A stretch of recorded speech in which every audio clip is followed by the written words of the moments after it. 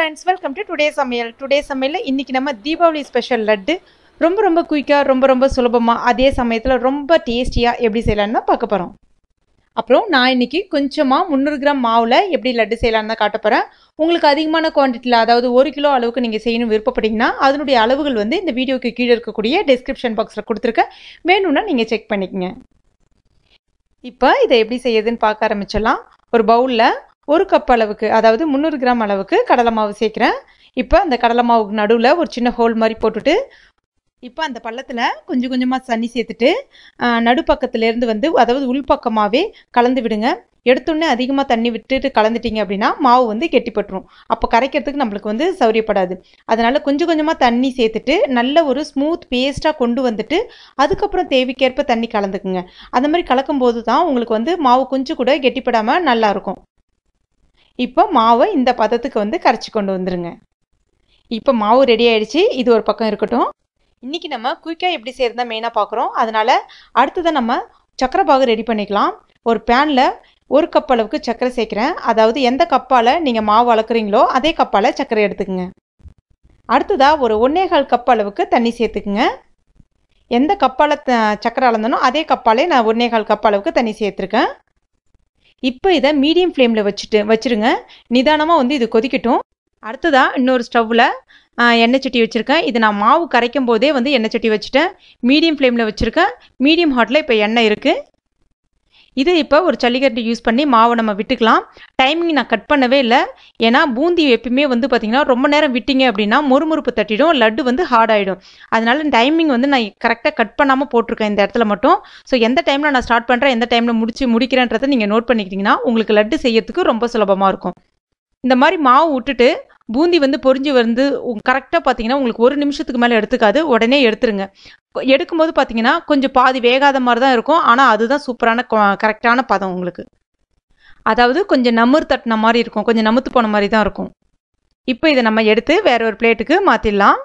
இப்போ எல்லா பூந்தியுமே பொரிச்சு எடுத்தாச்சு. இப்போ அதே ஸ்டவ்லேயே நம்ம ஒரு சின்ன கடாயை யூஸ் பண்ணி இல்லைனா இது மாதிரி கரண்டி யூஸ் பண்ணி 2 டீஸ்பூன் அளவுக்கு நெய் சேர்த்துக்குங்க. நெய்யில் கொஞ்சமாக முந்திரி பருப்பு காஞ்ச திராட்சையும் போட்டு வறுத்து எடுத்துக்கலாம். இதுவும் இப்போ தனியாக இருக்கட்டும். இப்போ சைட் பை சக்கரைப்பாகு எந்த பதத்தில் இருக்கணும்னு செக் பண்ணிக்கணும். நம்ம ஒரு கம்பி பதத்துக்கு தான் இன்றைக்கி சக்கரைப்பாகு ரெடி பண்ணணும். உங்களுக்கு கொஞ்சம் ஸ்டிக்கியாக இருக்கிற மாதிரினா கம்ப்ளீட்டாக ஸ்டவ்வை வந்து ஸ்லோவாக வச்சுருங்க. அடுத்ததாக பூந்தி வந்து மிதமான சூட்டில் இருக்குது. இப்போ ஒரு பாதி அளவுக்கு எடுத்து இது மாதிரி மிக்ஸி ஜாரில் போட்டுட்டு ஒரே ஒரு துருகு திரிக்குங்க. எதுக்காக இது மாதிரி பண்ணுறோம் அப்படின்னா அப்போ தான் உங்களுக்கு லட்டு பிடிக்கிறதுக்கு நல்ல பதமாக வரும். இப்போ இதை நம்ம வேற ஒரு பவுலில் போட்டுடலாம். போட்டுட்டு அடுத்ததாக நம்ம சக்கரைப்பாகு எந்த பதத்தில் இருக்குன்னு பார்க்கலாம். இப்போ பார்த்தீங்கன்னா சக்கரைப்பாகு உங்களுக்கு கம்ப்ளீட்டாக ரெடி ஆகிடுச்சு. இப்படி தொட்டு பார்த்தீங்கன்னா ஜஸ்ட் ஒரு கம்பி சிங்கிள் கம்பி பதம்னு சொல்லுவாங்க. அது இவ்வளோதான். இது வந்தாலே போதும். ரொம்ப வந்து திக்காக காய்ச்சிட்டிங்க அப்படின்னா என்ன ஆகிடும்னா லட்டு ஆறுனதுக்கப்புறம் மேலே ஒரு மாதிரி சக்கரையாக இருக்கிற மாதிரி இருக்கும். அது நல்லா இருக்காது. ஸோ இதுதான் வந்து கரெக்டான பதம். அடுத்ததான் நம்ம வறுத்து வச்சுருக்க அந்த முந்திரி பருப்பு திராட்சையும் அந்த பூந்தியோடு சேர்த்துடலாம். அதுக்கு அடுத்ததான் கொஞ்சமாக வெள்ளரி விதை சேர்க்குறேன். வெள்ளரி விதை வந்து எல்லா டிபார்ட்மெண்ட் ஸ்டோரில் எல்லா இடத்துலையுமே கிடைக்கும். நடுவில் வந்து கடிப்படும் போது நல்லா கொஞ்சம் க்ரன்ச்சியாக இருக்கும், சுவையாக இருக்கும். இப்போ இந்த பூந்தியில் நம்ம ஏற்கனவே ரெடி பண்ணி வச்சுருக்க சக்கரைப்பாகை கொஞ்சமாக சேர்த்துட்டு கலந்து விட்டுடலாம்.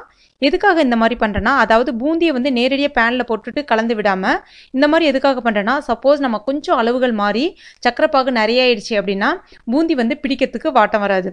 அதனால் இந்த மாதிரி நீங்கள் பண்ணும்போது நீங்கள் கலந்து விடும்போதே நல்லா தெரியும். கொஞ்சம் இலகுற மாதிரி இருந்துச்சு அப்படின்னா நம்ம சக்கரைப்பாகு ஊற்றுறதை வந்து குறைச்சிக்கலாம். இஃப் சப்போஸ் எல்லாமே கலந்துட்டு உங்களுக்கு சக்கரை பாகு அதிகமாக இருக்குது, பூந்தி பிடிக்க வரல அப்படின்னா கொஞ்சமாக கடலை மாவு எடுத்து கரைச்சிட்டு பூந்தி ரெடி பண்ணி உடனே மிக்சியில் போட்டு ஒரு துருவிட்டு நீங்கள் இதோட கலந்துக்கிட்டீங்க அப்படின்னா ரொம்ப அருமையாக வந்துடும். எதுக்கும் கவலைப்பட வேணாம். இப்படியும் பண்ணலாம் அப்படியும் பண்ணலாம். இப்போ இந்த பதத்துக்கு எடுத்துக்கங்க. கொஞ்சம் கரண்டியால் வந்து குத்தி விட்டுக்கிட்டாலும் ஆச்சு. அந்த மாதிரி குத்தும் போது பார்த்தீங்கன்னா உங்களுக்கு எல்லாமே நல்லா மசிஞ்சு வந்துடும். இப்போ இதை கையை வைக்க முடியாது. கொஞ்சம் ஆறட்டும். அதாவது ரொம்ப ஆற விட்டுறாதீங்க. கொஞ்சம் மிதமான சூட்டில் நம்ம கை பொறுக்கிற சூட்டில் இருக்கணும். இப்போ இது மிதமான சூட்டில் இருக்குது. இப்போ நம்ம லட்டு பிடிக்க ஆரம்பிச்சிடலாம். லட்டு பிடிக்கும் போது கொஞ்சமாக திராட்சை முந்திரி எல்லாம் கலந்த மாதிரி எடுத்துக்கோங்க. கையில் எடுத்துகிட்டு ஒரு 5 தடவை 6 தடவை இந்த மாதிரி ரவுண்ட் பண்ணிங்கன்னா அழகாக ரவுண்டாக ஷேப்பாக வந்துடும். இப்போ சூப்பரான லட்டு வந்து ரெடி ஆகிடுச்சு. இது கொஞ்சம் நேரம் ஆறின பிறகு நம்ம ஒரு ஏர்டைட் கண்டெய்னரில் போட்டு வச்சுக்கலாம். உங்களுக்கு ஒரு 15லேருந்து 20 நாள் வரைக்கும் இது வந்து கெட்டு போகவே போகாது. ஏன்னா இதில் வந்து பார்த்தீங்கன்னா நம்ம அந்தளவுக்கு வந்து சுகர் கரெக்டான கன்சிஸ்டன்சியில் வந்து காய்ச்சி வச்சுருக்கோம். அதனால் அருமையாக இருக்கும் அந்த லட்டு. நீங்கள் தீபாவளிக்கு கண்டிப்பாக ட்ரை பண்ணி பாருங்கள். இந்த ரெசிபி உங்களுக்கு பிடிச்சிருக்கும் நான் நம்புகிறேன். பிடிச்சிருந்துச்சுன்னா மறக்காமல் லைக் பண்ணுங்கள், ஷேர் பண்ணுங்கள். உங்களுக்கு ஏதாவது டவுட்ஸ் இருந்தாலும் தாராளமாக கமெண்ட் செக்ஷனில் பதிவு பண்ணுங்கள், நான் உங்களுக்கு ரிப்ளை பண்ணுறேன். மேலும் இது போன்ற டேஸ்டி ரெசிபிகளுக்கு டுடே சமையலை மறக்காமல் சப்ஸ்கிரைப் பண்ணுங்கள். தேங்க்யூ.